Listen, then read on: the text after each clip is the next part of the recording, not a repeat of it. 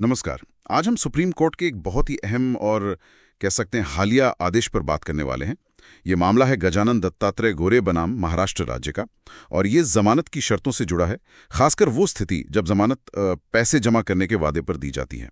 हमारे पास जाहिर है सुप्रीम कोर्ट का ये ऑर्डर है जो बॉम्बे हाई कोर्ट के एक फैसले के खिलाफ अपील पर आया, और आज हम ये समझने की कोशिश करेंगे कि कैसे एक व्यक्ति ने जमानत के लिए पैसे जमा करने का वादा किया, फिर वो उससे मुकर गया, और फिर सुप्रीम कोर्ट ने इस पर इतना कड़ा रुख क्यों अपनाया।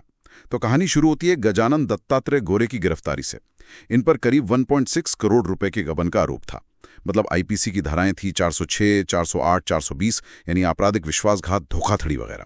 हाँ, और दिलचस्प बात यह है कि जब मामला जमानत के लिए बॉम्बे हाई कोर्ट पहुंचा तो आरोपी ने खुद ही कोर्ट में एक जिसे कहते हैं हलफनामा सा वचन दिया, एफिडेविट कम अंडरटेकिंग। मतलब बाकायदा लिखकर शपथ लेकर वादा किया कि वो 5 महीने के अंदर 25 लाख रुपए जमा कर देगा। अच्छा, तो मतलब ये ऑफर आरोपी की तरफ से आया था, कोर्ट ने नहीं कहा था? नहीं, बिल्कुल स्वेच्छा से खुद से दिया था ये वादा। और इसी वादे के आधार पर, और हाँ कुछ और शर्तें भी थीं, जैसे जांच में सहयोग करना, गवाहों को धमकाना नहीं, इन सब के बेसिस पर हाई कोर्ट ने 1 अप्रैल 2024 को जमानत दे दी। लेकिन यहीं पर जैसा अक्सर होता है, कहानी में ट्विस्ट आ गया। जमानत तो मिल गई, पर वो जो वादा किया था पैसे जमा करने का, वो पूरा नहीं हुआ। सही कहा, बिल्कुल।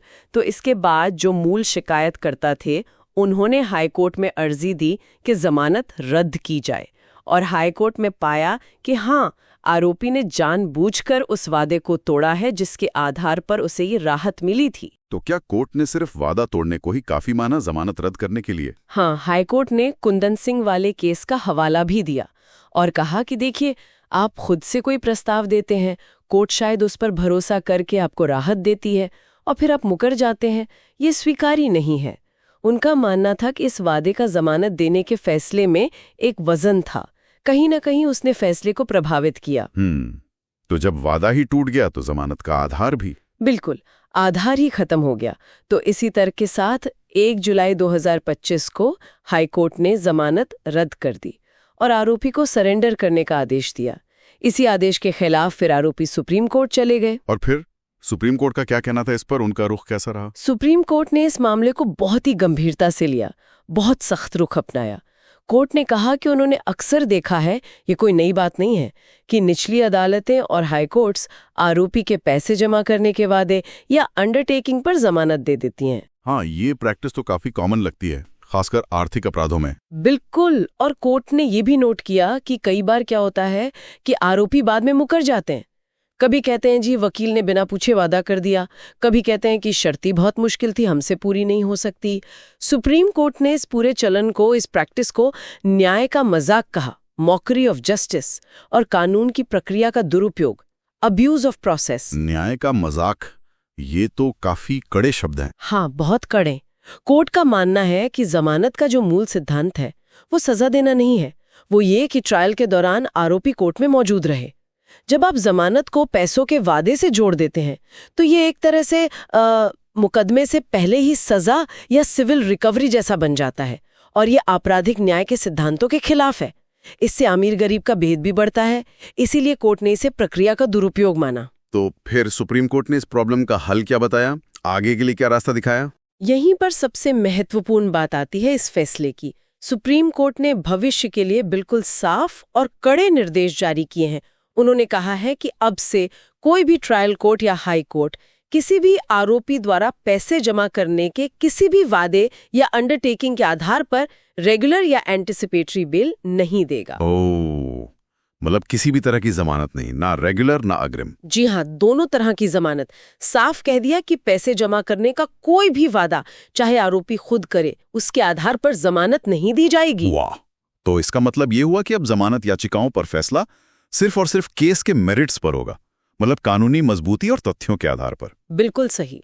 फैसला केवल केस के गुण, दोष और कानून के जो प्रासंगिक प्रावधान हैं, उन्हीं के आधार पर होगा। अगर मेरिट पर जमानत बनती है तो मिलेगी, नहीं बनती तो नहीं मिलेगी। पैसे जमा करने का प्रस्ताव देकर जमानत पाने का रास्ता एक तरह से अब बंद। ये तो बहुत बड़ा बदलाव है।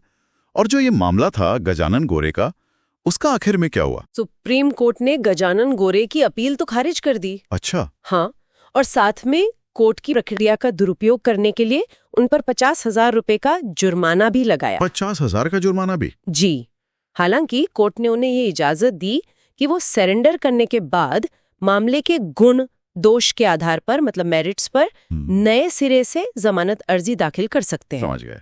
तो मतलब कि अगर उनके केस में मेरिट है तो जमानत मिल सकती है, लेकिन पैसे वाले वादे के आधार पर नहीं। बिल्कुल। तो इस पूरी चर्चा का निचोड़ सार ये है कि सुप्रीम कोर्ट ने एक बहुत स्पष्ट लकीर खींच दी है। जमानत का फैसला आरोपी की पैसे देने की क्षमता या उसके वादे पर नहीं होगा, बल्कि सिर्फ कानून और तथ्यों की कसौटी पर होगा। ये उन लोगों के लिए कड़ा संदेश है जो सिस्टम का फायदा उठाने की कोशिश करते हैं। हाँ, और ये निर्देश देश भर की सभी हाई कोर्ट्स और निचली अदालतों को भेज दिया गया है ताकि इस पर फौरन अमल शुरू हो। ये कदम मुझे लगता है न्याय प्रणाली की गरिमा बनाए रखने के लिए बहुत जरूरी था, ये सुनिश्चित करने के लिए कि जमानत की प्रक्रिया कोई लेन देन का मंच न बन जाए। बिल्कुल, ये जमानत के जो असली उद्देश्य हैं उन्हें फिर से स्थापित करता है। लेकिन यहाँ एक सवाल मन में आता है, क्या ये जो सख्त रुख है, खासकर आर्थिक अपराधों में जहां कई बार पीड़ित पक्ष के लिए रिकवरी भी एक मुद्दा होता है, क्या ये आरोपी की स्वतंत्रता और न्याय प्रणाली की अखंडता के बीच जो एक संतुलन होता है उसे किसी तरह प्रभावित करेगा? भविष्य में जमानत पर जो बहसें होंगी वो अब कैसे बदल सकती हैं? ये सोचना वाली बात